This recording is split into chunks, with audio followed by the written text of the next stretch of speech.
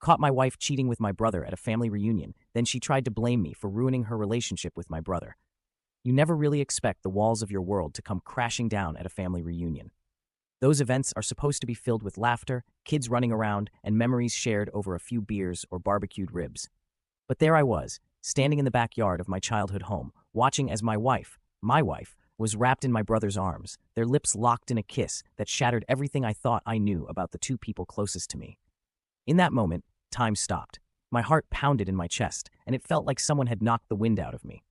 The world became a blur, and all I could hear was the deafening roar of my own disbelief. It's funny, really.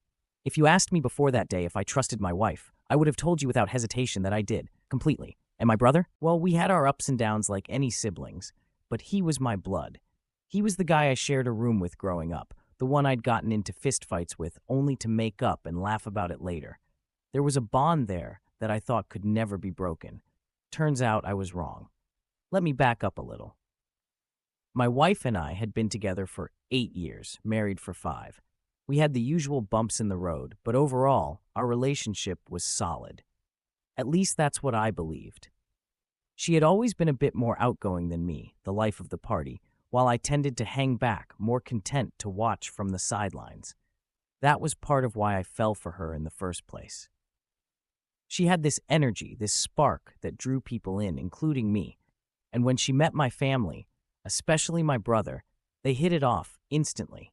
He's got a similar kind of charisma, the kind that makes you want to be around him. It never bothered me, though. I liked that my wife and my brother got along so well. Family was everything to me, and I thought it was a blessing to have the two most important people in my life be so close.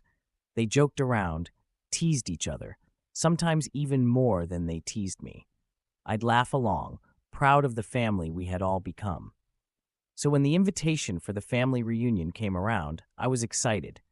It was the first big gathering since the pandemic had kept us all apart, and I couldn't wait to see everyone. My brother had been away for work, and we hadn't had much time to catch up, so it seemed like the perfect opportunity to reconnect. I had no idea what was brewing beneath the surface. The day started out normal enough. We arrived at my parents' house, and there was the usual flurry of activity. Hugs, jokes, food everywhere.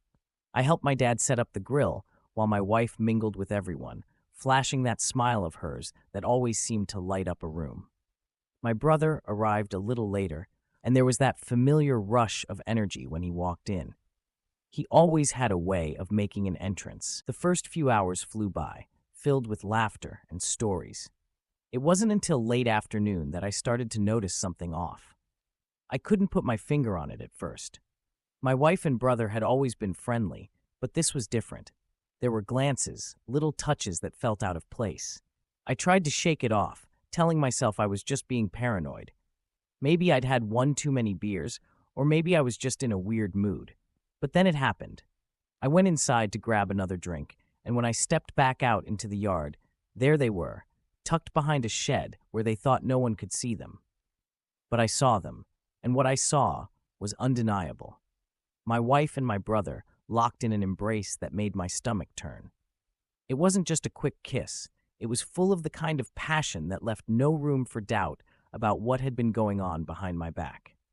I don't know how long I stood there, frozen. It could have been seconds, or it could have been hours, but eventually something snapped inside me, and I stormed over to them. My brother was the first to see me, and he stepped back, his face pale. My wife, on the other hand, didn't even have the decency to look ashamed.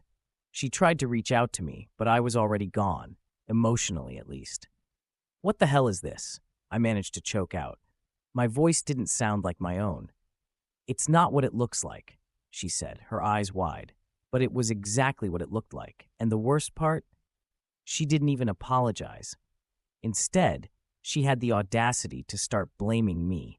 She actually said that I was the one who had driven her away, that I had been distant, that I didn't appreciate her enough. And then, like a slap to the face, she dropped the bomb.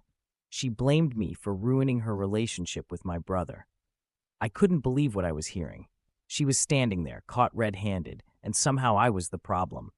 I had done everything for her. I'd loved her, supported her, built a life with her, and now not only had she betrayed me, but she was trying to make me the villain in her twisted story. And my brother? He just stood there, silent like a coward. He didn't even try to defend himself. It was like he knew there was nothing he could say to make it better, so he didn't bother trying. The days after that were a blur of anger, betrayal, and heartbreak.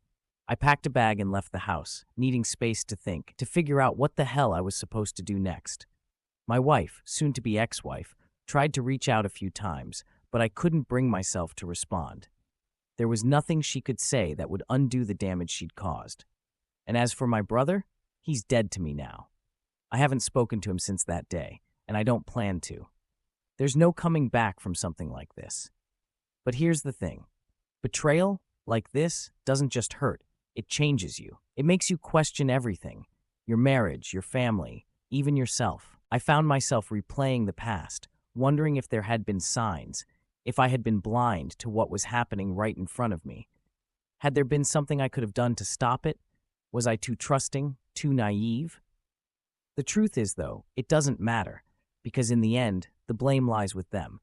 They made their choices, and those choices tore my family apart. The divorce is still in progress. It's messy, as these things tend to be. But I found some small measure of peace in knowing that I deserve better than what they gave me. I deserve loyalty, honesty, and respect, things my wife and brother clearly didn't value. People have asked me if I regret going to that family reunion, if I wish I had never found out. And while the pain of that day still stings, I don't regret it.